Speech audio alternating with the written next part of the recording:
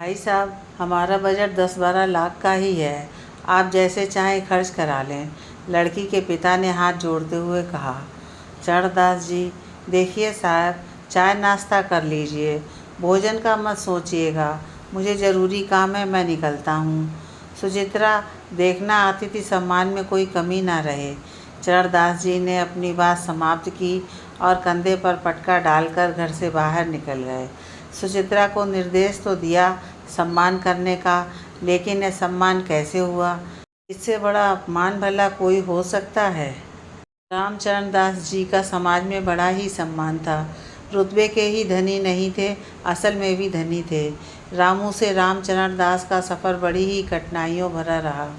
कि कभी किसी लाला की दुकान पर नौकर थे और आज खुद के अलग अलग शहर में बड़े जनरल स्टोर हैं।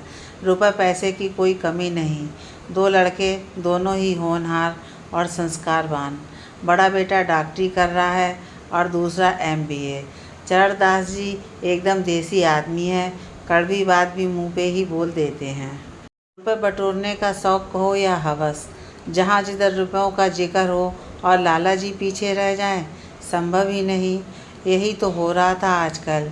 बड़े बेटे के रिश्ते आए दिन आते ही रहते हैं और जैसे ही दाम की बात होती, तब इसी प्रकार आए दिन सभी को बेआबरू होकर जाना पड़ता। सुचित्रा देवी रामचरण जी की धर्म पत्नी, जितना अधिक वह समाज में बोलती हैं, उतना ही चुप वह घर में हैं। सुचित्रा से सुचित्रा देवी का सफ़र बड़ा ही सरल रहा। समाज में किसी को दुखी देखती तो सहा नहीं जाता। जैसे भी हो, मदद करने में कोई कसर नहीं छोड़ती। धीरे धीरे समाज सेविका बन गईं। समाज सेविका बन दहेज प्रथा का पुरजोर विरोध किया, लेकिन आज खुद के घर में मोल भाव देख कर भी जुबान नहीं खुलती। इसी सब से आजकल घर से निकलना भी बंद कर दिया है, कहीं कोई ताना ना मार दे। बड़ा बेटा हर्ष अभी MBBS करने के बाद MS कर रहा है। उसने देखा है पिता की तकलीफ़ को, किस तरह उन्होंने एक एक रुपया बचाकर पढ़ाया है। दहेज वह भी नहीं लेना चाहता, किंतु पिता के आगे बोलने की हिम्मत नहीं जुटा पाता। अब इसको संस्कार कहो या कायरता। छोटा बेटा रवि तो अपने में ही मस्त है, उसको दीन दुनिया से कोई मतलब नहीं। ना वह विरोध करता है और ना ही समर्थन। जैसा हो जाए वैसा सही। आए दिन लड़की वालों का आवागमन लगा ही रहता। डॉक्टर लड़के के लिए बोलियां बढ़ती रहीं। बढ़ते बढ़ते 50 लाख तक की बोली लग चुकी थी, लेकिन अपने चरणदास जी तो शायद इससे भी अधिक की सोचे बैठे थे। समाज में आग की तरह बात फैल गई। 50 लाख का रिश्ता भी ठुकरा दिया। शायद लाला जी को और अधिक की मांग है। हर्ष, मम्मी, आए दिन का ड्रामा अच्छा नहीं लगता। क्या हुआ पापा को? आप भी कुछ नहीं बोलती। सुचित्रा, जानता नहीं है क्या उन्हें? जो कह दिया पत्थर की लकीर है। न जाने रुपयों की हवस कब मिटेगी इनकी। मेरी पूरी ज़िंदगी बर्बाद कर डाली। इस पैसा कमाने की हवस में ना कोई शौक ना ही प्यार। रुपए से ही गृहस्थी नहीं चलती। अब कौन समझाए? हर्ष, कौन समझाए? मतलब आप समझाओ। आप बाहर भी तो लोगों को जागरूक करती हैं। पापा से एक बार बात तो करो। इसी तरह रहा तो कह दें, कह रहा हूँ कि घर छोड़कर भाग जाऊँगा। सुचित्रा, भाग जा और मुझे भी ले चल इस नरक से। लोभ का पिटारा नहीं भरेगा तेरे पापा का। कहने का लाभ वहीं है जहाँ कोई सुनता हो। मेरी तो नाक ही कट गई समाज में। जानती हूँ सभी आजकल पीठ पीछे कैसी कैसी बातें बना रहे हैं। हर्ष भुनभुनाता हुआ अपने कमरे में चला गया। रात को लाला जी आए। पटका कंधे से उतारा, हाथ मुंह धोकर खाने की टेबल पर बैठते हुए बोले, सुचित्रा, अपने हर्ष के लिए एक लड़की समझ में आई है। वो है ना अपने नंद किशोर जी, उन्होंने ही बताया है रिश्ता। काशीपुर के रविंदर जी की छोरी है। सोच रहा हूँ कल चलकर देख आते हैं। सुचित्रा खाना लगाते हुए मन ही मन बुदबुदाई, देखकर होना भी क्या है। यहाँ क्या कम रिश्ते आते हैं रोज़ाना? एक से बढ़कर एक परिवार के रिश्ते तो ठुकरा चुके हो। 5 लाख से ज़्यादा का तो आदमी नहीं है रविंदर। जब 50 लाख नहीं समझ आए, तब यह कैसे समझ आ जाएगा? ऐसे में जाने से लाभ ही क्या? लाला जी, क्या सोच रही है? बोलती क्यों ना? सुचित्रा, कुछ नहीं। हर्ष को भी चलने को बोलना है। लाला जी, शादी उसने करनी है कि हमने? उसको बोल सुबह 10 बजे निकलेंगे, तैयार रहेगा। सुचित्रा ने हर्ष को बताया तो हर्ष बिफर पड़ा। क्या घर में कम अपमान हो रहा था जो अब दूसरों के घर में भी जाकर अपमान सहना पड़ेगा? आपको लगता है वहाँ जाने से कोई लाभ है? लगता तो नहीं, सुचित्रा ने मुंह सुकुड़ते हुए कहा। तो आप ही मना कर देना पापा को, मैं नहीं जाने वाला, चाहे जो भी हो। हर्ष ने मना बेशक किया, लेकिन सुबह सवेरे सभी बिना किसी विरोध के पिता संग चुपचाप गाड़ी में बैठकर निकल पड़े। दूसरी तरफ रविंदर जी के घर का भी यही हाल था। काशीपुर के पोस्ट ऑफिस में पोस्टमैन की नौकरी करने वाले रविंदर जी को जब खबर लगी उनकी बिटिया सोनल के लिए डॉक्टर लड़के का रिश्ता आ रहा है, तब खुशी और दुख से मिश्रित भाव मन में उमड़ पड़े। कितने ही रिश्ते दहेज की मांग पूरी न करने के कारण होते होते रह गए, अधिक देने की हैसियत नहीं, और ऐसे में चरणदास जी का आना, जिनके बारे में जगत प्रसिद्ध हो कि 50 लाख का रिश्ता ठुकरा चुके हैं, इससे अधिक की कामना है। ऐसे में भला प्रसन्नता के भाव कैसे आएँ? आने को मना भी नहीं कर सकते।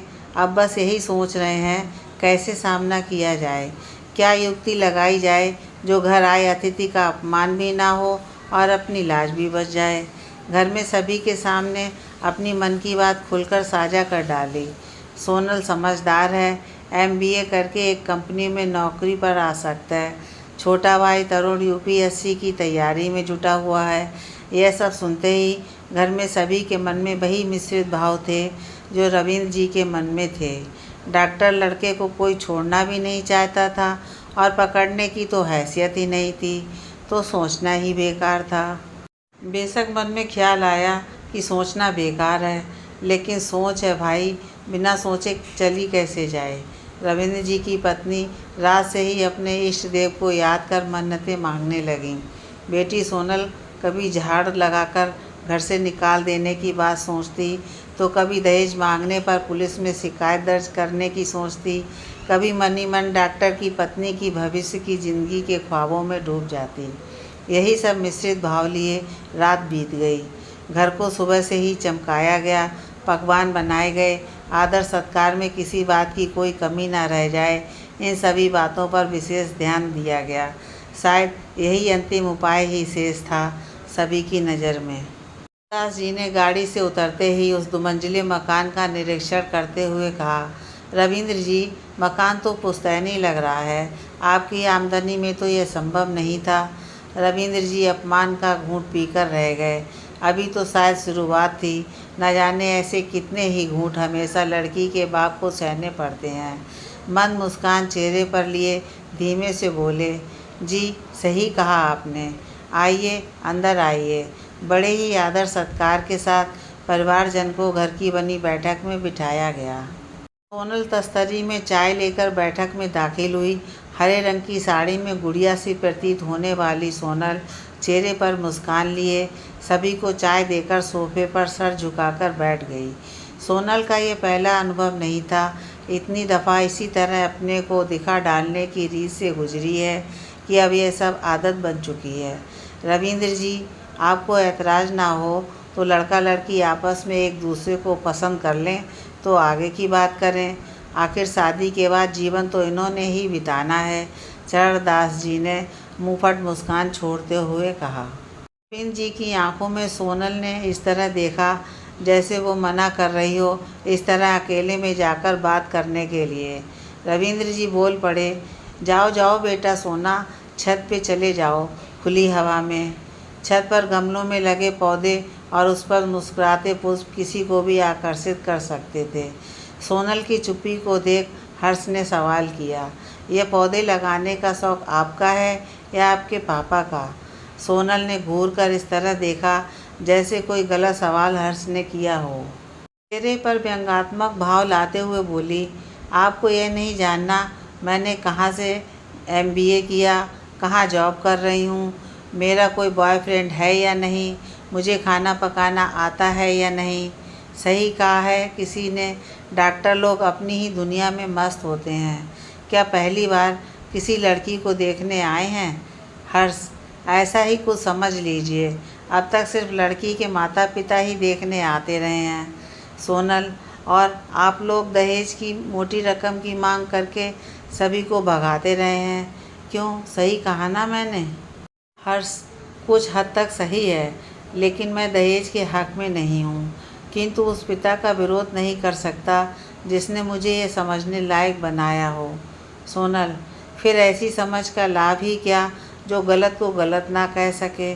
हर्ष, इसको आप कुछ भी कह सकते हैं, लेकिन मेरे विचार से जिस पिता ने जन्म दिया, इस काबिल बनाया कि मैं समाज में खड़ा हो सकूं, ऐसे में यदि मैं उनका विरोध करता हूं, तो मैं पुत्र कहलाने के लायक ही नहीं हूं। विभीषण ने गलत को गलत कहा था, लेकिन आज उसकी संज्ञा घर का वेदी के नाम से दी जाती है। आज कोई उसका नाम तक अपने बालक को नहीं देता, जबकि उसने तो भगवान राम की सहायता ही की थी। पुत्र का कर्तव्य तो यही है कि पिता को सलाह दे, किंतु पिता यदि गलत दिशा में भी हो तब भी उसका साथ न छोड़े। सोनल, तब तो सारा डिस्कशन ही ख़त्म हो गया। जितना आप चाहते हैं उतना हम देने के काबिल नहीं, और जितना हम दे सकते हैं उससे अधिक की आपकी कामना है। ऐसे में हम क्यों एक दूसरे का समय नष्ट कर रहे हैं? आप लोगों को यहाँ आना ही नहीं चाहिए था। अब यदि कोई सवाल जवाब नहीं बचा हो तो नीचे चलें। पप्पा बॉयज़। सोनल की बात एकदम सही थी। हर्ष विरोध करता भी कैसे, सिर्फ इतना ही बोल सका, क्या आप पप्पा गर्ल नहीं हो? और फिर चुपचाप गर्दन झुकाए सोनल के पीछे पीछे चलते हुए बैठक में आ बैठा। बैठक में चरणदास जी बेटे हर्ष के बखान करते नहीं थक रहे थे। सामने बैठे रविंद्र जी कभी किसी थाली को उठाकर आगे करते, कभी किसी थाली को। दोनों को नीचे आता देख बोल पड़े, बड़ी जल्दी वार्तालाप हो गया, आओ बेटा बैठो, कुछ जलपान करो। हर्ष की हालत कुछ ऐसी ही थी जैसे काटो तो रक्त नहीं। शर्मिंदगी थी या पिता पर क्रोध, कुछ कहना सरल नहीं है। चरणदास जी, हाँ तो हर्ष बेटा, लड़की पसंद है? हर्ष ने एक नज़र उठाकर सोनल की तरफ देखा। सोनल गर्दन झुकाए नज़र नीचे किए बैठी थी। क्या ये वही लड़की है जो अभी छत पर चटर पटर बोल रही थी? हर्ष ने धीमे से कहा, पापा जैसा आप ठीक समझें। चरणदास जी, देखा रविंद्र जी, ये संस्कार दिए हैं हमने अपने पुत्र को। रविंद्र जी सिर्फ मुस्कुराकर रह गए। हाँ तो सोनल बेटी, हमारा बेटा पसंद है या कहीं कोई खोट तो नहीं? सोनल वैसे ही सर झुकाए बैठी रही। शायद कहना तो बहुत कुछ चाहती थी, लेकिन उससे पहले चरणदास जी ने संस्कार का ऐसा जुमला दे मारा था कि जुबान खुलती तो असंस्कारी कहलाती। चरणदास जी, भाई लड़की की चुप्पी को ही हमारे यहाँ हामी मानी जाती है। बोल दो, अन्यथा अंतिम निर्णय सुना डालूँगा। अपनी बात कहते हुए चरणदास जी ने ठहाके के साथ बैठक की शांति में खलल डाल दी। सोनल अभी भी शांत बैठी होने वाले मोल भाव के इंतज़ार में थी। हमेशा यही तो होता था, देखने वाले आते, पसंद करते और फिर वही मोल भाव पूरा नहीं होने पर सब धरा रह जाता। पसंद ना पसंद तो सिर्फ दिखावा है, दिखाने का कार्य मोल भाव के बाद नहीं हो सकता। चरणदास जी ने जेब से एक कागज़ का टुकड़ा निकाला। जेब पर टंगे पेन को खींचते हुए बोले, तो रविंद्र जी थोड़ा खर्चे पाने की बात कर लें। इधर चरणदास ने खर्चे पाने की बात शुरू की ही थी, उधर रविंद्र जी की धड़कनें तीव्र हो चली थीं। माथे पर पसीने की बूंदें उभर आईं। वह डॉक्टर होना लड़के को छोड़ना भी नहीं चाहते थे। मन ही मन निश्चय कर बैठे थे पुश्तैनी मकान बेचने का।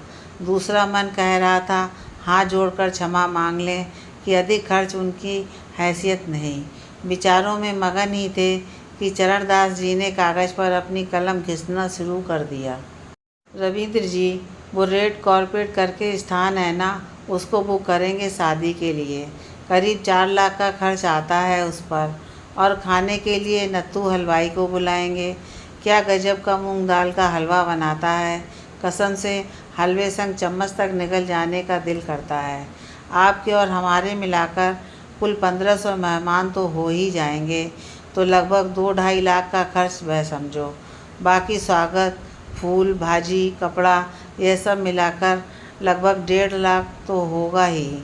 जेवर भी 3-1 लाख का तो हो ही जाएगा। बहुत अधिक की आवश्यकता नहीं है, पहले ही काफ़ी जेवर तिजोरी में बंद हैं। आजकल सोना पहनकर चलने का समय बचा ही कहाँ है। ये सब मिलाकर मोटा मोटी 14 लाख का खर्च तो होना ही है। अभी चरणदास की कलम कागज़ पर घिसी रही थी कि रविंद्र जी का मन रोने को कर उठा। उनका तो पूरा बजट ही 7-8 लाख का था। इन्होंने तो खाने बाजे में ही इतना बता दिया, बाकी दहेज। यही सब सोचते हुए हाथ जोड़कर बोले, चरणदास जी, यह सब बात गले से निकलकर पूरी होती उससे पहले ही चरणदास जी ने हाथ आगे बढ़ाकर चुप रहने का इशारा किया। उसके बाद चरणदास जी ने कहा, ओह, इसमें अभी बैंड बाजा तो रह ही गया। और आजकल वो होता है ना डीजे, जिस पर मेहमान नाचते हैं, वो सब भी 1-1.5 लाख में तो होगा। देखने वाले भी तो देखें क्या धूमधाम से शादी हुई है। हाँ, तो करीब यह सब 16 लाख में हुआ। अजी छोड़ो जी, सोना तो भाई तिजोरी वाला चढ़ा देना, किसको खबर लग रही है।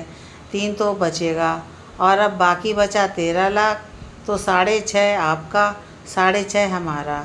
मंजूर हो तो अभी रुपया रखकर रिश्ता तय करते हैं। अंतिम शब्दों को सुनकर बैठक में मौजूद सभी की आंखें चौड़ी हो गईं। क्या ये गलती से बोल गए चरणदास जी, या सरस्वती देवी जिब्या पर विराजमान होकर निर्देश दे गईं? जो व्यक्ति चमड़ी छोड़ दे दमड़ी न छोड़े, वह खर्चे की अदा करने की बात कह रहा है। धर्मपत्नी ने अपने खुद के हाथ पर चूंटी काटी, सिर्फ यह देखने की कि वो ख्वाब तो नहीं देख रही। बेटे हर्ष ने लंबी गहरी सांस लेकर महसूस किया कि वह अभी भी जीवित अवस्था में पिता के ही शब्द सुन रहा है। रविंद्र जी, यह आधा वाली बात समझ में नहीं आई। चरणदास जी, आधा मतलब आधा, बनिए ही हो या पोस्ट डालते डालते हिसाब किताब सब भूल गए। रविंद्र जी ने जेब भरी हुई मुस्कान चेहरे पर लाते हुए कहा, जी, मैं ये कह रहा था कि हमारा बजट 8-10 लाख का ही है टोटल। यदि कोई छोटा हाल कर लेते या कुछ मेहमान कम हो जाते तो थोड़ा बहुत घरेलू सामान दे पाते और कुछ दहेज में लड़के के हाथ में भी रख पाते। चरणदास जी, मैं तो आपको सिर्फ 6.5 लगाने की बात कह रहा हूँ।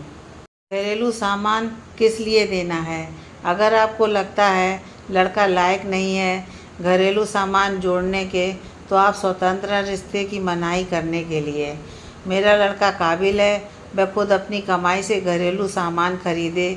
यदि सोनल मेरे घर की शोभा बढ़ाएगी तो क्या वह कम आमदनी पर ज़मीन पर ना सो सकेगी? क्या फ्रिज ना होने पर मटके का पानी नहीं पी सकेगी? आपने अब तक उसकी पढ़ाई लिखाई में जो खर्च किया वह क्या कम है? आप हमें कन्या दे रहे हैं, बेच नहीं रहे जो आप या हम एक दूसरे को पैसा दें। खर्चा होगा तो आधा आधा बांटा जाएगा। रविंद्र जी, आप तो शर्मिंदा कर रहे हैं। ये तो प्रथा चली आई है कि लड़की का पिता दान दहेज देकर ही कन्या विदा करे। कल को लोगों को मालूम होगा तो हमारे पर थूकेंगे। सोचिए समाज में क्या मान रह जाएगा हमारा। आप ये नई प्रथा ना ही लगाएं तो अच्छा है। चरणदास जी, अभी आपने कहा आपका बजट 10 लाख का है, बाकी बचे 3.5 लाख तो उसको हमारी श्रीमती की तरह ही समाज सेवा में लगाओ। क्या ज़रूरत है लड़के को देने की या सामान की? सामान दो, रुपया दो, लड़की भी दो। ये प्रथा किसने बनाई? प्रथाएं भी हमने बनाई हैं और तोड़ने का कार्य भी हम लोग ही करेंगे, लेकिन उसको तोड़ने के लिए एक नई प्रथा तो शुरू करनी ही होगी। अब सोच विचार कर लीजिए, यदि हाँ है तो अभी लड़की को अपना लेते हैं रुपया रखकर, अन्यथा तो वापसी ही। रविंद्र जी ने हाथ जोड़ लिए और खड़े होकर गले जा लगे। मिष्ठान के भोग लगे और लड़की को अपनाकर शादी की तारीख तय करके विदा ली। सभी एक दूसरे की तरफ हाथ जोड़कर विदा ले रहे हैं। सबसे पीछे खड़ी सोनल के दोनों हाथ हर्ष को देखते हुए कान पकड़े हुए हैं। हर्ष ने हल्की मुस्कान दी और फ़ोन करने का इशारा करते हुए वापसी के लिए निकल पड़े।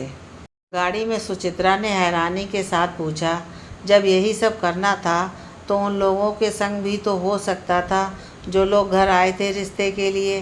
चरणदास जी ने मुस्कुराते हुए जवाब दिया, लड़की के गुण बतलाने से पहले जो लोग आते ही अपने घर की तिजोरी दिखाने लगते, उनका अर्थ तो यही हुआ वो लोग लड़की को ब्याह नहीं रहे, बेच रहे हैं।